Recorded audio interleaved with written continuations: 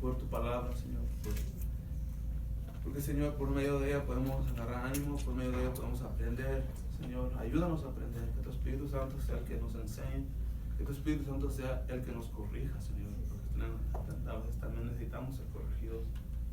Que tu Espíritu Santo sea el que nos convenzca. Que tu Espíritu Santo sea el que hable por medio de nosotros. Me posto ante ti y vengo y me presento ante ti, Señor. En el nombre de nuestro Señor y Salvador Jesús. Amén.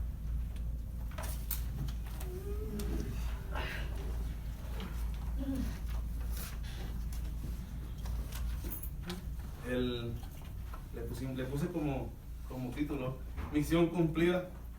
Ya hemos mirado que son dos capítulos, capítulo 13 y capítulo 14, donde se empezó todo. ¿Se acuerda que en el capítulo 13 se acuerda lo que estaban haciendo estos hombres, Bernabé y Pablo? ¿Se acuerda que estaban ahí en la iglesia en Antioquía? Y Dios habló por medio del Espíritu y dijo: apártenme a Bernabé y a Pablo para una misión que yo tengo para ellos.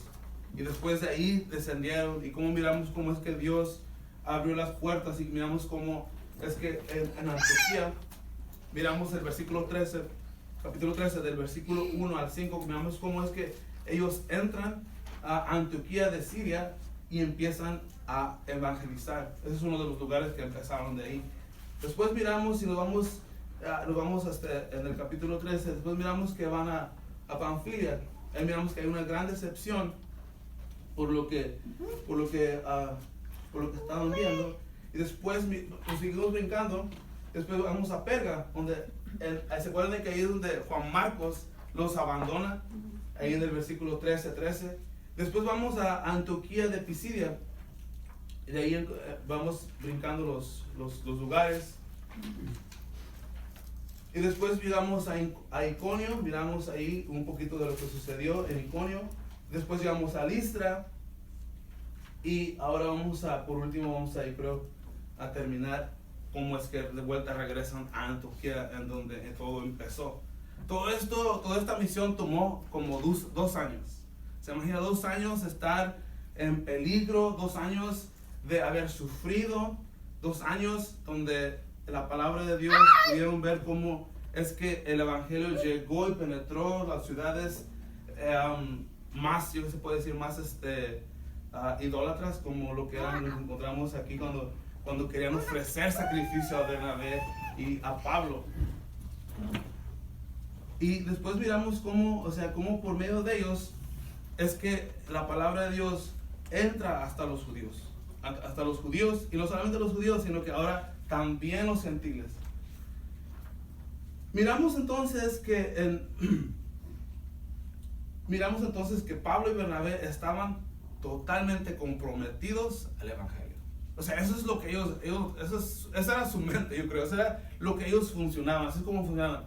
Vamos para este lado, vamos para este lado. Lo apedrean, y ¿qué hace? Se levanta, nos sacudimos el polvo de nuestros pies y se regresa otra vez a evangelizar.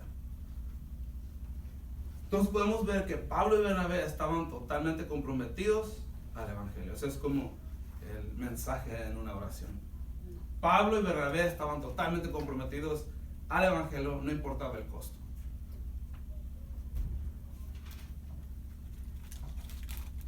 Entonces ahora vamos a entrar, vamos a enfocar en el versículo 21, del 21 al 28.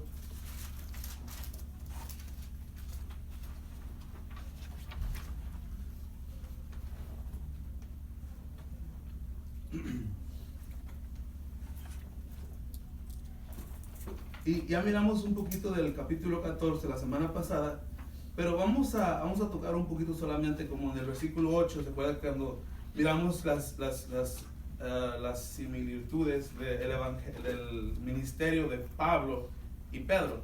Miramos cómo estos dos grandes hombres, cómo es que Dios los usa, y miramos cómo Pedro también levanta a un hombre paralítico. O sea, y me gusta lo que hace Lucas, que dice: estos estaban paralíticos desde que eran un bebé, o sea, estos nacieron así, y se enfoca en eso para decir: este fue un milagro. no hay ninguna duda de que este hombre Dios lo levantó, porque nosotros lo conocíamos. ¿Se acuerdan también? Eso es lo que miramos también en Hechos capítulo 3. También es muy similar a lo que hizo Pablo juntamente con Pedro. Y ese fue una de las, ¿se acuerda que ese fue una de las razones? Y miramos cómo es que Pablo buscaba la manera, porque el estilo de Pablo era de ir y entrar a las sinagogas y empezar a enseñar. Pero aquí en Listra, como miramos de que no había ninguna sinagoga, entonces él tuvo que buscar un medio de cómo abrir o cómo alcanzar para hablarle a la gente. Entonces dice, están casi seguro que van al mercado, y es por eso que ahí empieza como a platicar. Y este tal hombre, el cojo, está escuchando de lejos, y el Pablo nota, dice que tenía fe, viendo que tenía fe para ser salvo. Dijo con gran voz, levántate derecho sobre tu pie, y dio un salto y comenzó a andar. Ese es el milagro que sucedió aquí en Listra. Después vamos mirando y miramos cómo es que esos dos hombres, miramos que su humildad de ellos, a pesar de que miraron de que este milagro había sucedido, y este grupo de personas dice que quería hacer un sacrificio para estos dos hombres, pero miramos la humildad y dijeron, nosotros somos simplemente hombres como ustedes, como no somos de carne y hueso, pero nosotros venimos a presentarle el verdadero Dios, aquel Dios que ustedes saben que existe. A ese Dios al que nosotros venimos y les presentamos. Y si notaron que también era bien diferente al estilo que tiene Pablo. ¿Se acuerdan? Cuando va a una sinagoga, él siempre les apunta al Antiguo Testamento, dice, al Dios de sus padres, a ese es el que les presento. Pero aquí, como le está hablando a un grupo de gentiles, ellos están totalmente ignorantes al Antiguo Testamento, no saben de qué están hablando. Pero Dios, Dios usa a Pablo para decirle, no, es que yo ya he puesto mi mensaje, mi ley en cada corazón, en cada ser humano. Ellos saben de que hay un Dios, hay un creador. Sí, tienen sus dioses, pero hay un Dios, el sumo, el creador, que hizo todo el universo. Y ese es al Dios a quien Pablo apela y dice, este es el Dios, dice aquí en el versículo 15. Señores, ¿por qué hacen estas cosas? Nosotros también somos hombres de igual naturaleza que ustedes. Y les anunciamos el evangelio para que se vuelvan de estas cosas vanas a un Dios vivo, que hizo los cielos y la tierra, el mar y todo lo que en ellos hay. En las generaciones pasadas Él permitió que todas las naciones siguieran sus propios caminos, y sin embargo no dejó de dar testimonio de Él mismo, haciendo bien y dándoles lluvias del cielo y estaciones fructíferas, llenando sus corazones de sustento y de alegría. Y aún diciendo estas palabras, apenas pudieron impedir que la multitud le ofrecieran sacrificio. Y después miramos ahí cómo es que Pablo lo andan siguiendo estos judíos que lo alborotan a la gente y lo apedrean en el versículo 20, versículo 19. Y en el 20 ya miramos que el efecto de este mensaje de Pablo, miramos que hizo discípulos.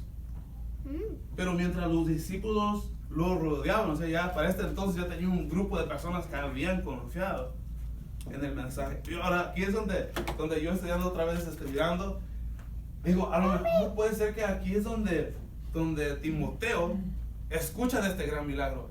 Dice, bueno, aquí apedrearon a Pablo, pero Dios lo levantó. No lo sabemos, yo no lo sé, eso es solamente parte de lo que he estudiado. Digo, a lo mejor fue que es algo que lo impactó, y después en su segundo viaje misionero, ahí es donde encontramos que ese es su discípulo, lo podemos encontrar ahí en Hechos 16. Dice, Pablo llegó también a Derbe y a Listra, y ahí estaba un cierto discípulo llamado Timoteo. No lo sabemos, pero podemos ver de que este mensaje del evangelio tuvo efecto ahí también. Y podemos ver que luego empezó a hacer discípulos. Versículo 21 dice, después de anunciar el evangelio a aquellas ciudades y de hacer muchos discípulos, volvieron a Listra, a Iconio y a Antioquía.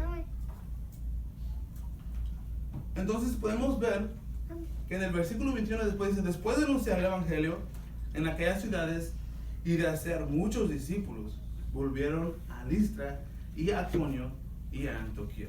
Ahora van a tomar el viaje, pero al revés. Ahora van a ir de regreso a casa, y de regreso a casa van a ir evangelizando.